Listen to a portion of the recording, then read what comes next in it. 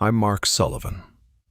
I was 16 years old when this happened, a junior in high school, old enough to think I knew better, young enough to believe nothing truly bad could happen to me. I grew up in what most people would call a safe place. Quiet streets, neatly trimmed lawns, identical houses lined up like they'd been copied and pasted from the same blueprint. The kind of neighborhood where nothing ever really happens. And when something does, people talk about it for years. This took place during Christmas break. The kind of break where days blur together, too much junk food, too much football on TV, too much time sitting around doing absolutely nothing. There were 7 of us that winter, all restless, all bored, all looking for something, anything to break the monotony. Ethan, Noah, Ryan, Cole, Dylan, Trevor, and me. We weren't bad kids, just stupid ones. Someone joked about ding-dong ditching. Someone else laughed. Someone else said, "Why not?" It felt harmless, childish, something we should have grown out of already. But boredom lowers your standards. By early evening, we were sitting in a small pizza place near the edge of town, greasy boxes stacked on the table, half-melted snow clinging to our shoes. That's when we decided to actually do it. Not just once, not just to one house. We wanted a reaction. We drove around for a while, scanning porches and windows, looking for a place that felt right. Eventually, we found it. A 2-story house on a corner lot. Lights on, curtains drawn. A long driveway disappearing into shadow. Ethan volunteered to ring the bell. He ran up, pressed it 5 times in rapid succession, and sprinted back toward us. We laughed as we ran, the kind of laughter that comes easy when you don't think there will be consequences. We circled the block and came back. Again. Same thing. Bell. Running. Laughter echoing through the cold air. By the 3rd time, it felt almost routine. Too easy. Ethan rang the bell again. 5 times. Harder this time. We ran, but this time something felt different. I glanced over my shoulder and saw him. A man, charging full speed toward us from the front door. Not yelling, not waving his arms, just running. Pure intent. I remember shouting for everyone to run, my voice cracking as adrenaline slammed into my chest. Footsteps pounded behind us. Someone slipped on the frozen sidewalk, Ryan, but somehow scrambled back up before the distance closed. We vaulted fences, cut through yards, ducked behind hedges. Eventually we collapsed in Noah's backyard, hearts hammering, lungs burning. We watched from the shadows as the man paced the block, scanning the darkness, waiting. He stayed out there longer than any angry homeowner should have. Long enough for laughter to drain completely out of us. Long enough for fear to settle in. Eventually, he disappeared. We told ourselves it was over. It should have been. But fear does something strange when it fades. It turns into bravado. The next night, someone suggested we go back. I should have said no. I didn't. This time, I rang the bell. I pressed it once, twice. Then we ran. And then the footsteps came again. Faster this time. More deliberate. We didn't even look back before we split up. Panic fractured us into smaller, weaker pieces. I ran with Cole. The sound of an engine roared to life behind us. Headlights flared across the street. The man wasn't running anymore. He was driving. Tires screeched as the car jumped curbs, tore across lawns, cut corners it shouldn't have been able to. We ducked behind trees, pressed ourselves into darkness, breathing through clenched teeth. For 10 seconds, it felt like we'd lost him. Then the engine revved. Branches snapped. The headlights swung back toward us. Cole bolted. I followed, but he was faster. The car swerved. The bumper missed me by inches. The vehicle slid to a stop directly in front of me, blocking the road. The driver's door flew open. The man grabbed me. His hand clamped onto my head, his other arm locked around my shoulder. "Get over here," he said. "Where do you think you're going?" I remember apologizing, over and over. Words tumbling out of me without thought. "I'm sorry, I swear, please." He opened the car door with one hand while holding me with the other. That's when instinct took over. I shoved his hand away from my head. Just enough. I ran. I don't remember feeling the cold. I don't remember my feet hitting the pavement. I remember hiding in a bush, watching headlights streak past again and again as he searched. When I finally made it home, shaking so hard I could barely unlock the door, I showed my friends the video I'd recorded during those few seconds of terror. None of us laughed. None of us slept. I thought that was the peak of it. I thought that was the moment fear had finished with me. I was wrong. Because that wasn't the first time ding-dong ditching had shown me something I wasn't supposed to see. And it wouldn't be the last. I believed leaving that night behind would be enough. But the next house taught me how wrong I was. We believed leaving that terror behind would be enough. That once fear reaches a certain height, it can't climb any higher. We were wrong. Because there was another house. And that house was different. A few blocks from where I lived, there was a place everyone noticed, but nobody talked about. Not openly, anyway. It didn't match the rest of the neighborhood. While every other house looked modern, clean, predictable, this one felt older, wrongly placed, like it belonged to another decade that refused to let go. Its architecture was strange.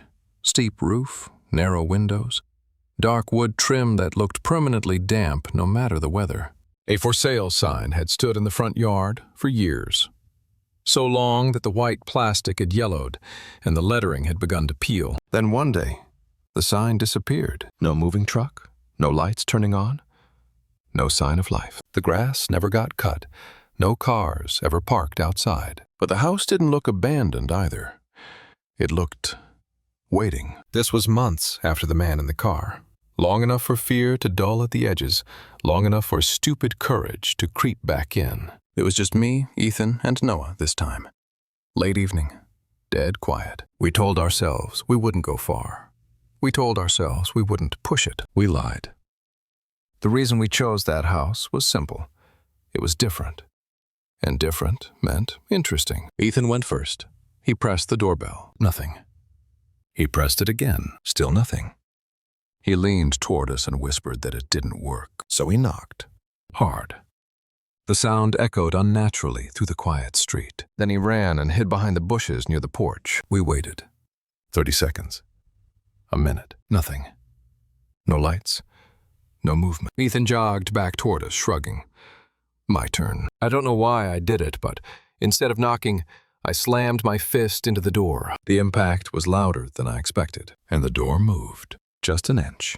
I felt my stomach drop. I sprinted into the bushes, crouching beside Ethan and Noah, heart pounding so loudly I was sure someone inside could hear it. The door stayed open, just barely. 1 inch. 2. We waited for someone to come out. No footsteps. No voice. The house remained silent. That silence felt wrong. Too complete. We whispered to each other, questioning whether anyone even lived there. No cars, no lights, no sound. That's when someone suggested it, going inside. I wish I could say I argued. I didn't. I was the one who pushed the door open, slowly. The hinges creaked softly as I stepped inside. The air hit me immediately. Stale, heavy, like it had been trapped for a long time. The living room was almost empty. A couple of wooden chairs, an old coffee table, scratched and uneven, sitting alone in the center of the room. Moonlight filtered through the windows, mixing with streetlight glow, casting long, crooked shadows across the floor. No dust trails, no signs of recent movement. We moved into the kitchen. That's where the smell was. Rot.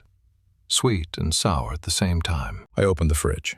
Instant regret. Inside were containers long past expiration. Milk turned thick. Meat collapsed into itself. The fridge wasn't plugged in. That smell felt intentional. Like someone had left it that way on purpose. We convinced ourselves no one could live here. That was our mistake. Upstairs, the floorboards creaked beneath our weight. The hallway stretched longer than it should have. Doors lined both sides. All closed. We split up. I stepped into a bedroom where the door was already open.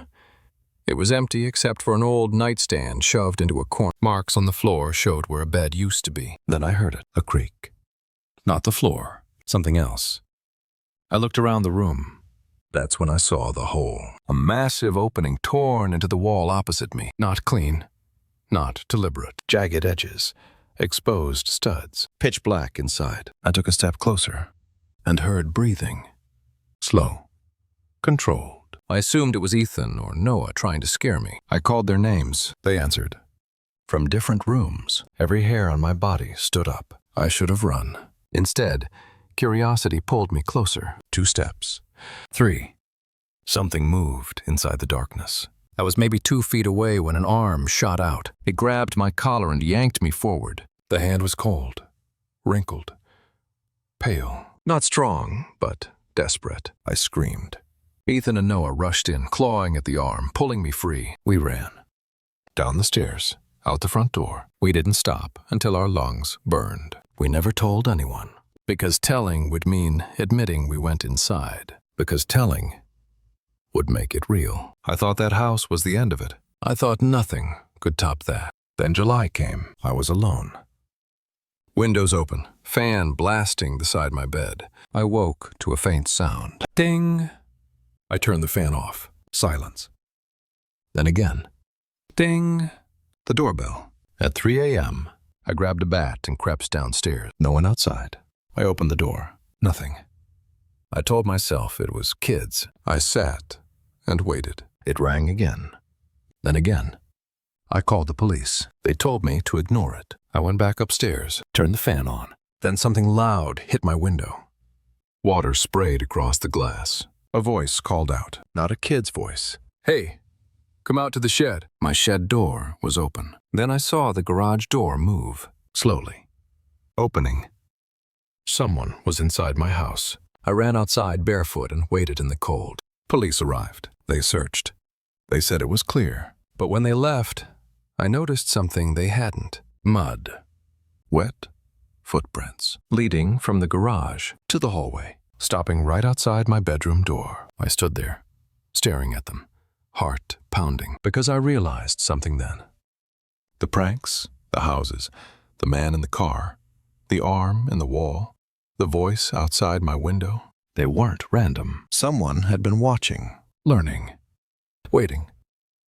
And sometimes, late at night, when everything is quiet and my house feels too still, I swear I can hear it, breathing, right behind the walls, as if something never left and is just waiting for me to open the door again.